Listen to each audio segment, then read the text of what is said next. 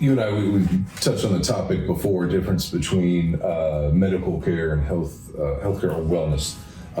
What's one myth that you would say about your profession that you would like to debunk? Myth. Well, I think a lot of what is done in medical care is a myth because it changes. I mean, if I practiced medicine the way I was taught in '85, I mean, think about how things have changed since 1985.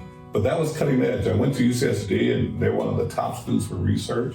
But there's so much new stuff that's come out. And it's unfortunate when doctors do not grow that practice medicine. They're practicing the same way they were taught in residency, even though they've been practicing 30 years. And the only thing that might be different is that they use different drugs. I think that so far as being a medical doctor, the fun has been taken out of it, really, because when you see a patient and all you're going to do is medical care on them, which I define as keeping them sick, managing their illness, because if you really think about it, the patient comes to see me who has diabetes, and my goal is just to manage his diabetes. He's keeping his diabetes, so what am I doing? I'm keeping him sick. So the wellness, what I love is that you can actually reverse diabetes now, and it's all over Google, so someone wants to challenge that point, is there. I try not to say anything that I can't support. But yeah, you can reverse diabetes. I've had patients who are no longer on diabetic meds. We've been able to get off insulin, the next thing we get on oral meds, but they have work to do. You don't leave them in a vacuum. You don't say, okay, we stop your meds and you're gonna be fine. No, we start doing what I call an integrative approach. So I start working on getting their mitochondria health, because the mitochondria is the energy source of the cell. You get the mitochondria healthy, you get the cell healthy, the cellular health leads to physical health.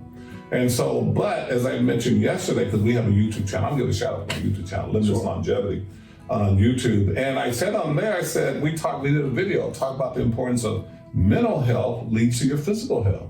So I spent a lot of time trying to get patients to understand that you have a lot to do regarding your health. And you can impact your own health, but you have to decide to change. So if a person is very motivated and they come in and they're diabetic and they want to go off these meds, I have a program for them. I look at their hormones. I clean up their gut. We get them exercise. If they're in pain, we get them out of pain so they can exercise. We start working on their diet. We encourage them to sleep and make sure so they can sleep. In addition to that, encourage drinking more water instead of sodas and things like that. And then get away from toxic situations.